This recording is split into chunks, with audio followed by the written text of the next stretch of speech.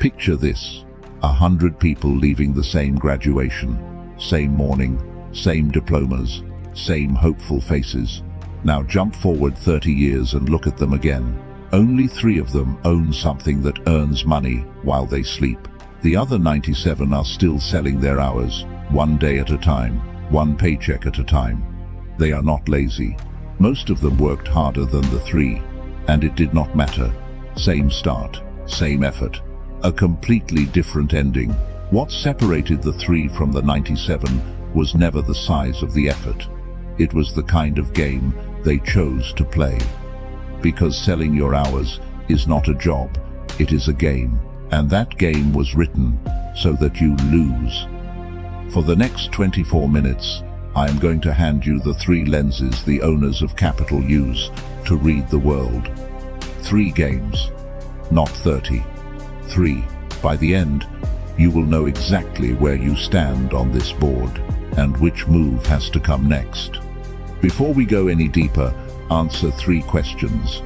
Out loud if you have to. Honestly, either way. Question 1. If you stopped working next month, how many weeks could your income actually survive? Not your dreams. Your bank account. The real number. Question 2. Is there anything you are building right now whose value does not depend on you showing up? Anything that keeps working after you close your laptop and go to sleep? Question 3. Are you competing for a crowded seat or sitting where nobody else is even fighting? Sit with those for a moment. Do not rush past them. Most people have never asked themselves a single one of them. They are too busy answering emails to question the game. And a question you never ask is a trap you never escape. Because if your honest answer to all 3 was no, here is the verdict. You are playing by rules that someone else wrote, never your own. And here is the part that actually stings. The problem is not that you are lazy. The problem is the opposite. You are disciplined. You are relentless. You are running as hard as you can inside the wrong arena. All that effort pointed at the wrong track. That track has a shape. Let me show it to you. 500 years ago, a man named Machiavelli wrote down how power actually moves, not how it should move, how it does. 2 of his principles still run underneath every wealth story today. The first: fortune favors the bold. Opportunity visits the one who steps before they feel ready, before the capital feels safe, before the fear goes quiet. The second: be the lion and the fox. Strong enough to break through the traps, clever enough to see who set them. Hold both of those in your head, because underneath every single fortune sit 3 forces. And they are not 3 separate games. They are 3 lenses stacked one on top of another. Lens 1. Ownership. What do you actually hold that produces money? Lens 2. Leverage. What do you multiply that value with? Lens 3. Position. Where do you place it on the map? And here is the cold math of it. Look through one lens, and you are the educated poor, smart, busy, and stuck. Look through 2, and you reach a comfortable middle, better but still exposed. Stack all 3, and that is where structured wealth begins. 1 lens earns you a wage. 2 lenses earn you a cushion. 3 lenses earn you a position no single setback can erase. That is the whole architecture. 3 lenses stacked in order. The rich are not playing harder than you. They are playing different games. Most people never even pick up the first one. Your salary has a ceiling. It always has. It always will. Not because your boss is cruel, because your hours are finite. There are only so many in a day. You cannot work the 25th. That is not philosophy, that is math. So, the wealthy stopped selling hours. They started owning the thing the hours flow through. Larry Ellison did not rent out his afternoons. He built the infrastructure that entire companies run on. John Malone bought the cable pipes. Then he charged for everything that ever passed through them.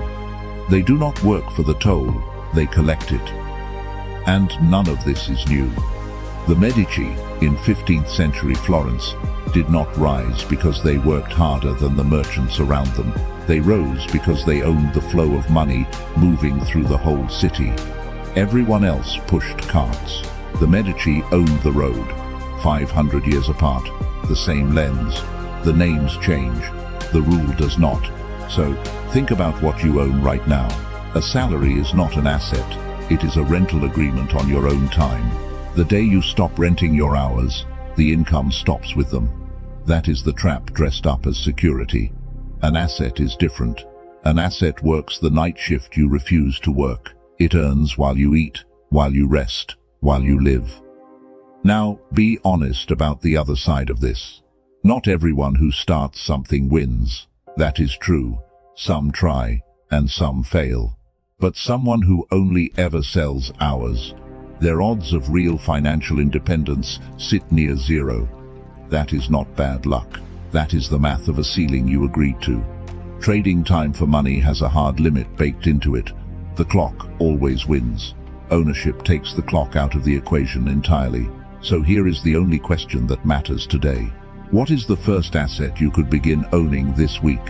Not in 10 years, not someday. This week, a skill someone will pay a premium for. A small product. A piece of content that outlives the hour you spent making it. Start with one thing. Owned, not rented. Because freedom begins the moment your income stops, asking whether you woke up. A toll booth never calls in sick. But owning something is only half the engine. The other half is the part almost nobody uses correctly. Ownership.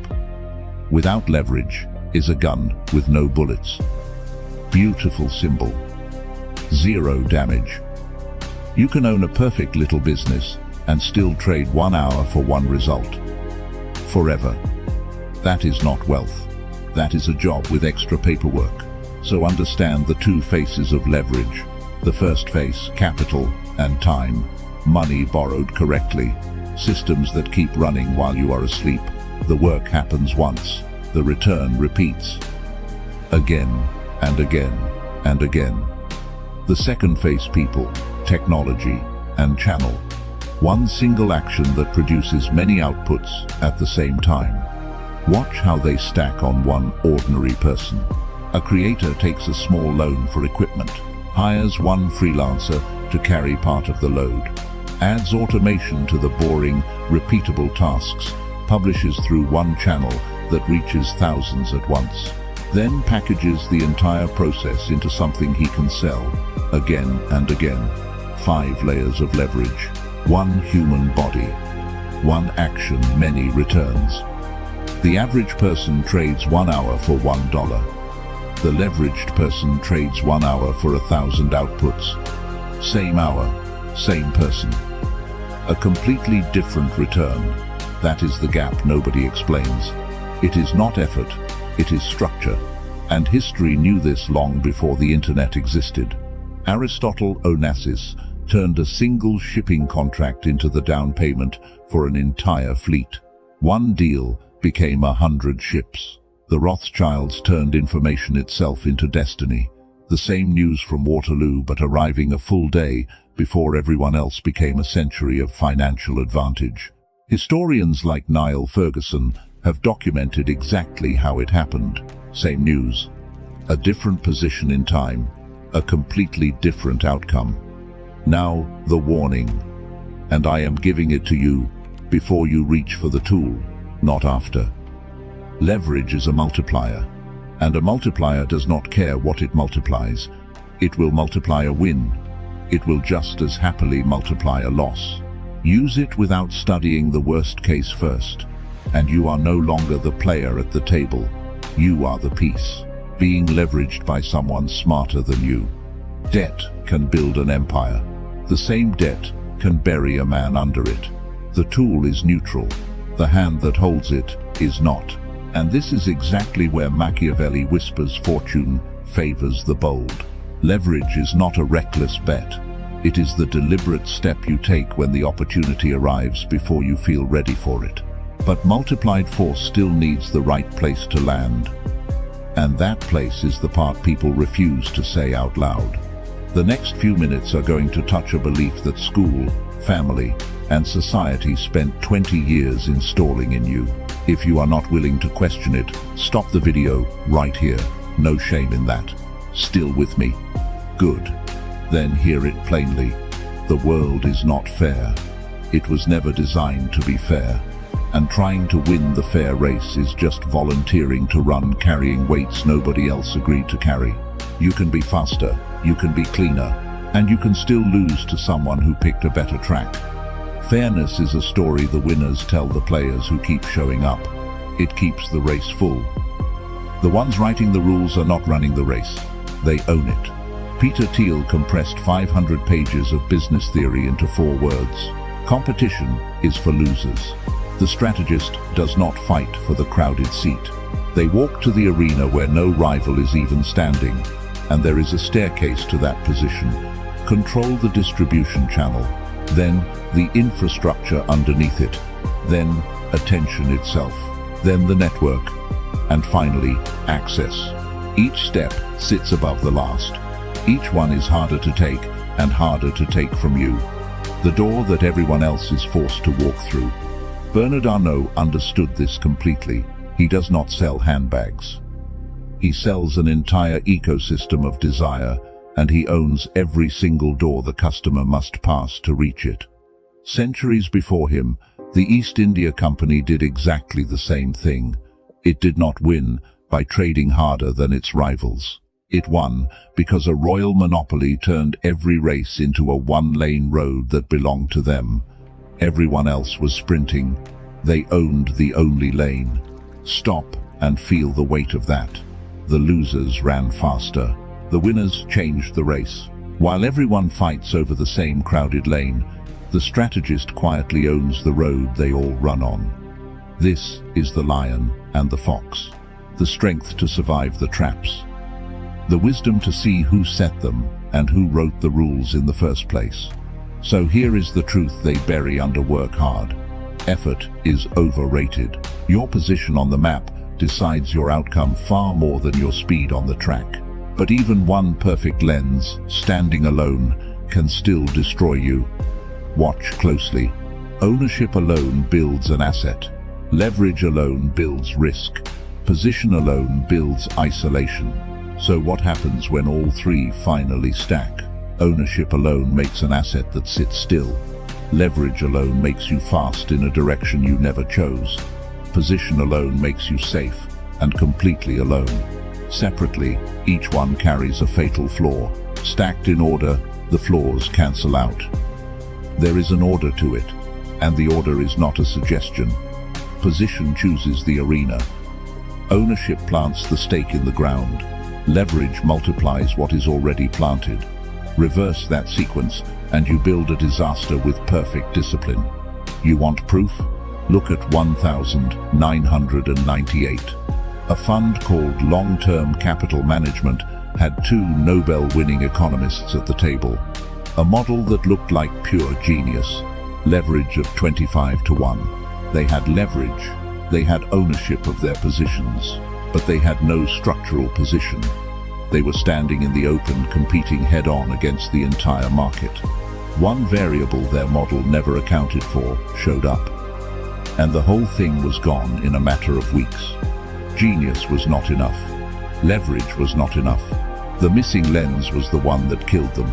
2 Nobel minds could not save a fund standing in the wrong place. That should scare you and free you, because it means intelligence is not the bottleneck. Position is. The smartest player in the wrong arena still loses to an average player in the right one. So hear this as clearly as I can say it. The 3 lenses are not 3 options to pick from. They are 3 conditions that must all be true at once. Miss even one and the other 2 stop being tools. They turn into weapons, pointed directly at you. Ownership without position is just a target. Leverage without ownership is a loan you cannot repay. 3 conditions, all true or none of it holds. That is the strategy. Now, here is what you do with it, starting tomorrow morning. 30 days, 4 moves, no theory. Week 1 is position. Write down one specific arena you could realistically take over in the next 12 months. One where fewer than 100 people are competing seriously. Not 1 million, 100. Narrow is not weakness. Narrow is where you win. 100 rivals you can study, 1,000,000 you cannot even see. The wide market is where beginners drown. The narrow one is where owners are made. Week 2. You choose your first asset. One shape only, not all three. A digital product you can sell more than once. A content asset that compounds a channel, a newsletter, an audience that grows while you sleep, or a skill sharp enough to charge triple the average rate. Pick one, commit to one. Week 3, you plant your first leverage. Automate one process, or hire one person, or use one distribution channel. 1, not 3. 3 is how beginners quietly quit. Week 4, you clean your network. Cut one relationship that keeps dragging you back to the old arena. Add one that already lives inside the new one. You become the average of the rooms you stand in. So change the room. And one rule holds the entire month together. If after 30 days you still cannot point at one specific asset, then you are still just watching wealth videos. You are not building wealth. You are entertaining yourself with the idea of it. Watching is comfortable. Building is not. The difference between the 3 and the 97 was never the watching. It was the pointing at one real, specific, named asset. The clock starts the second this video ends. Now the honest part. Nobody quits their job tomorrow morning. And that is not weakness. That is the math of obligation. Bills are real. Families are real. Responsibilities do not pause because you got inspired. So the visible life keeps running. The salary, the bills, the boss, the deadline that does not care how you feel today. But underneath it, a second life gets built, quietly. One brick every night, a line of code, a page written, a phone call made, a small product tested on no one but yourself. It is slow, it is invisible, it feels like nothing is happening. But every brick is an asset. Every night is a layer of leverage. Every quiet choice is a position taken. Nobody claps for it. Nobody even sees it yet. Then comes the intersection. The night your hidden life finally produces cash flow equal to a single month of your salary. That is the moment it stops being a hobby. That is the moment it becomes a door, not a fantasy, not a someday. A door you can actually walk through, and no one hands you that door. You build it one quiet night at a time. So let me ask the opening question again from the other side now. For 30 years, 97 out of 100 kept selling their hours. And do you know why? Because every single year, they only ever added more tasks, more hustle, more noise. They added a second job instead of a first asset. They added hours instead of leverage. They added effort instead of position. More of the wrong game is still the wrong game. So do not tell me what you are going to start doing. Tell me what you are going to stop. Because wealth does not begin when you pile on one more thing. It begins the moment you cut. 3 lenses, 3 verbs: own, multiply, position. That is the entire game. Nothing hidden, nothing left out. That is what the title promised you. And now you are holding it. 3 games. The ones the rich play and most people never see. That was the contract, and it is paid in full. But knowing the game changes nothing by itself. So write one line in the comments below. The thing I will stop doing tomorrow is blank. That is not a promise. A promise is private. That is a public contract with yourself. And the next episode cuts deeper into one of these 3 lenses. Which one? You decide that in the comments. Because these 24 minutes did not change your life. The decision you make in the next 24 hours, that is the thing that does.